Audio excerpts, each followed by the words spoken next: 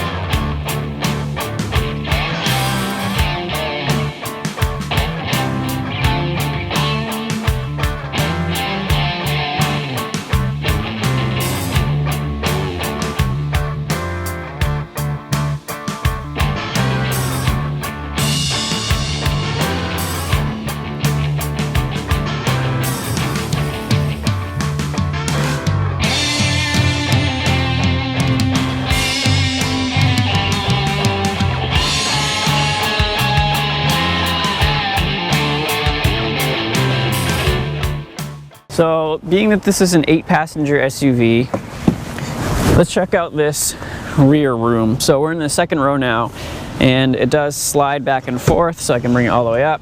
Good if you have like a kid's car seat, you want them closer to you, or if you have people in the third row and they want more leg room.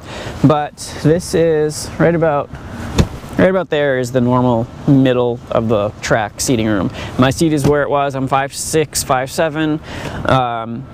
There's obviously plenty of room here, and even with my big clunky boots on, I can still put my feet underneath the seat, which is really great. We do have our own climate control back here on the EXL. It's the automatic system, same with the EX, so EX and above have that. And there's quite a bit of headroom here, even with the moonroof. Starting right here, the ceiling's sculpted out, so we're good there. We have our armrest here in the center with a pair of cup holders. We have 2 additional cup holders in each door built in here, which is great, so plenty of cup holders just back here, and there's more everywhere else.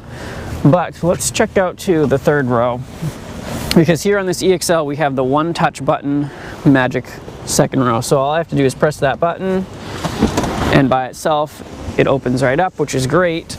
So I can slide it forward. I've got the step here, and I can step back in. Let's pull this side up. So back here, this is a 3-person bench, and it's a really wide bench. So the Highlander that we did just a few weeks ago is a 3-person bench, but this is significantly larger than that one is. About the same amount of leg room. I know it's kind of hard to tell. I can definitely get my feet under here. This seat is all the way back, so even with this all the way back, that gives you a good indication if I can put my feet underneath that I have a little bit of knee room, about that much in between still, so that's good. We do have our own vents back here, and there's 6 additional cup holders back here, which is great. So all in all, a good, decent back space for the second row passengers and the third row passengers. You can easily load it all up with 8 people and not have any issues carrying them around, which is awesome. On our EXL today, we have the power liftgate, something that's very helpful. But you got that open, now you're trying to figure out, okay, how much space do I actually have back here? What can I throw in the back of my Pilot? Well, with this third row up, you'll see there's a substantial amount of room here, and to make it even better, you can lift that up and there's a good amount of hidden storage. I mean, that's deep, and you can fit a lot of stuff under there, so that's really cool. Of course, you could take that out if you had something tall. But even as we are here, we have 18.5 cubic feet of space, just as it is. That is enough, in fact, to fit an 82-quart cooler, which is significant enough to feed your family for a while, I hope. Now, say, that's not enough, Hollis, I need more space. Okay, well, sure, done. Boom, there you go, 55.9 cubic feet of space. Definitely can fit something you know, yard sale find, a bureau or something, you could easily slide that in. Not enough, you say? Well, sure, fold that middle row down, and now you're up to 109 cubic feet. 109 cubic feet of space. So if that's not enough to throw a mattress down inside instead of having it flap on the roof and scare everyone around you as you're driving on the highway, I don't know what is, and I guess you should look at something like, you know, a dump truck or something. But there you go, quite a huge amount of storage space. We've got our subwoofer here on the side, we've got a power outlet there on the other side. Really, really awesome. And when you're done, all you have to do is press the button on this model, walk away, and know that your stuff is safely stowed out of the elements that we're in today.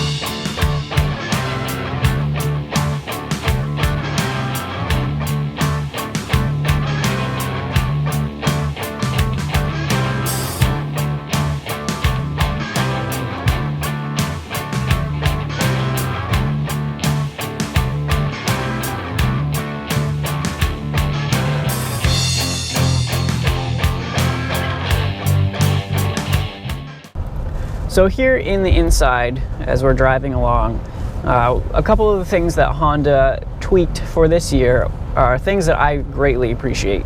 For one, they have added Android Auto and Apple CarPlay capabilities to the 17 Pilot. So I have my phone hooked up, and I've found out after a little bit of frustration that very specifically you have to have your phone hooked up into a certain USB slot that kind of has, they call it a smartphone icon according to the display on the radio. It kind of looks like a smartphone, I guess, but you have to have it plugged into that one. And then it worked beautifully on my phone, and it's pulling up on the dash great.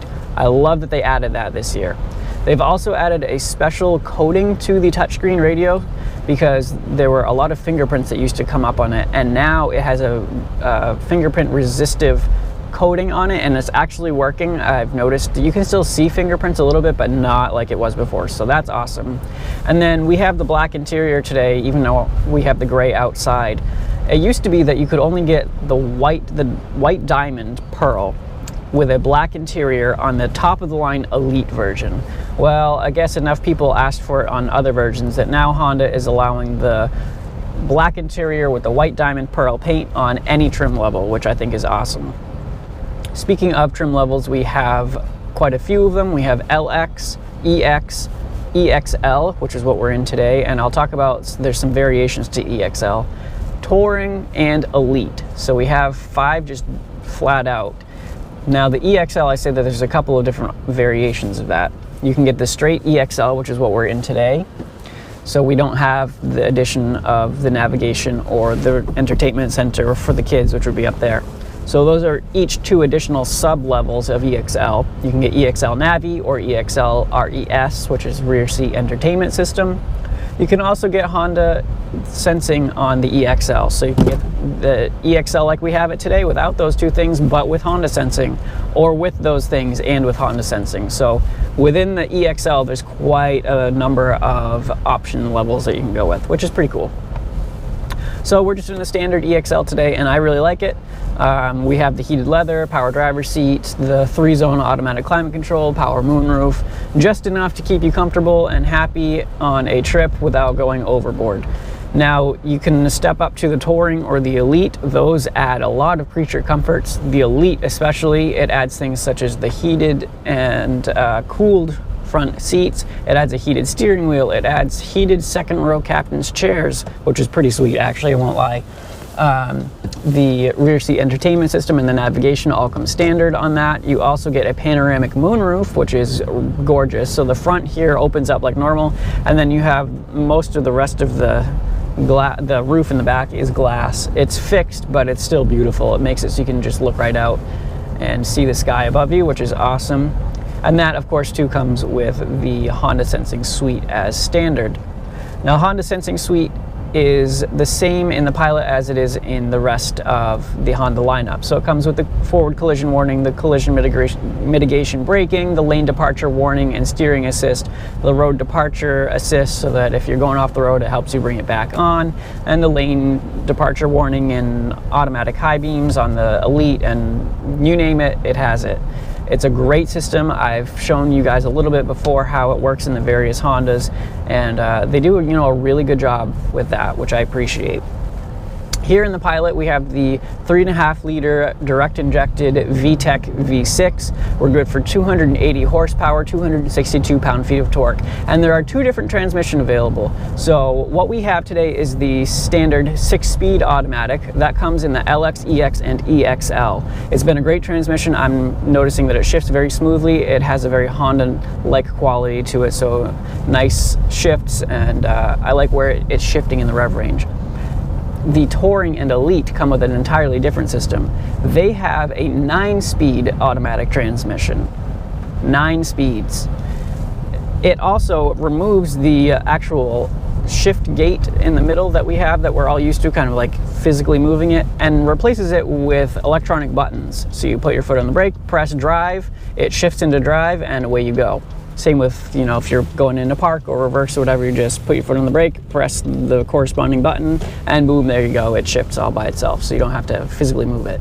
It's kind of cool. It's a little gimmicky, I won't lie, but it opens it up in here even more so than it already is, which sure, I'll take that. Why not? More space is great, especially in a vehicle like this. I thoroughly love driving large vehicles, but it's not something that I personally would want on a daily basis. That being said, this drives very well.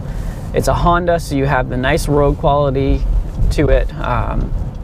You feel what's going on around you. You know what's, you know what the road is you're on, what have you. But it doesn't come through as jarring motions, which I've always appreciated about Honda's suspension geometry. Is they give it a nice compliant ride. It's on the firmer side of things, but it does a very admirable job of making sure that you're comfortable at the same time, so you can have a little bit of fun as you drive and still be comfy. Why not, right? That's a pretty great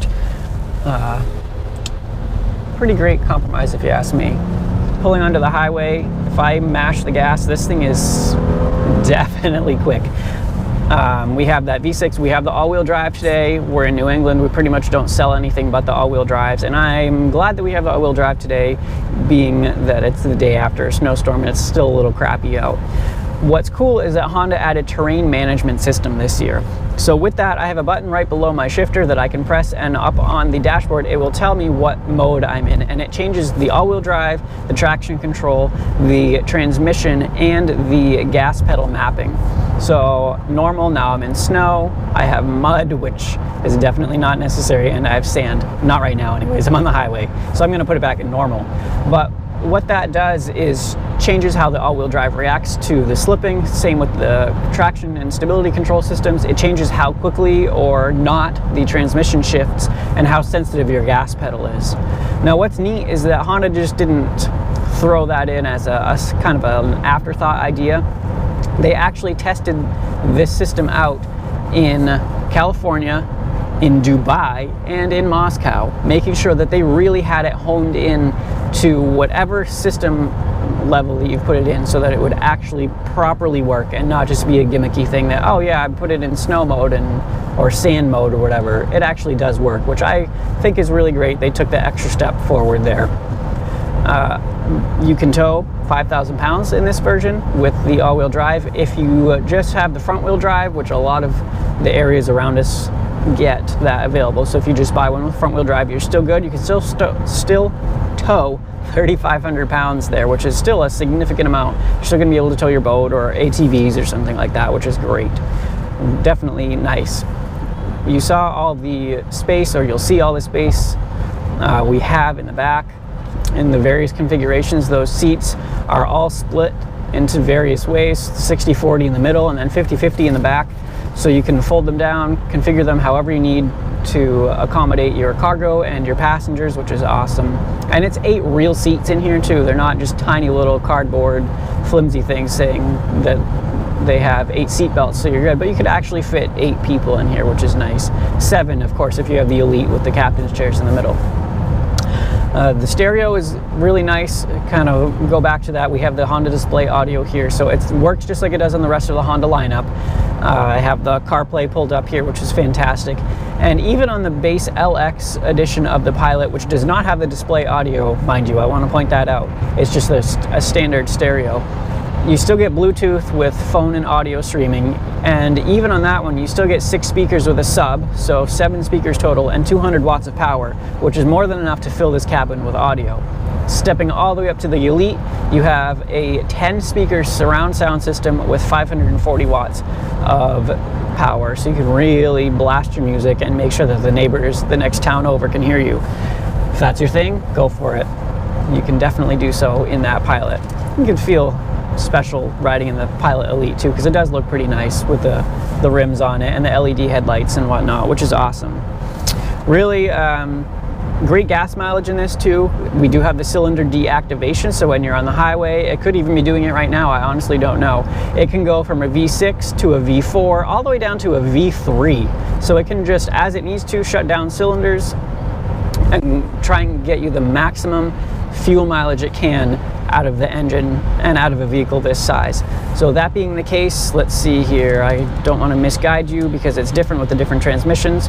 So you can get 18, 26 or combined 21 with the edition that we're in today, so that's the all-wheel drive with the 6-gear automatic, and then it's 19, 26 combined 22 with the all-wheel drive and the 9-speed on the Touring or the Elite. So not bad for a vehicle this size. That's about right in line with the Highlander that we tested a couple weeks ago. So definitely appreciating that Honda's working towards better and better fuel economy, as most vehicles are now, most auto manufacturers, and I can't say any of us are going to complain about that regardless of how high or low gas prices are. We've got the Honda Lanewatch, of course, too, which is I'm noticing getting phased out in some Hondas lately, but you know, I'll take it while we have it. I still like the system showing your right side blind spot on the center display here. That seems to be about it though, guys. I will catch you again next time. Thank you for watching. You can like us, you can subscribe us, you can find us on Instagram and Facebook. We're pretty much everywhere. And until next time, I am Hollis from Grappone Drive.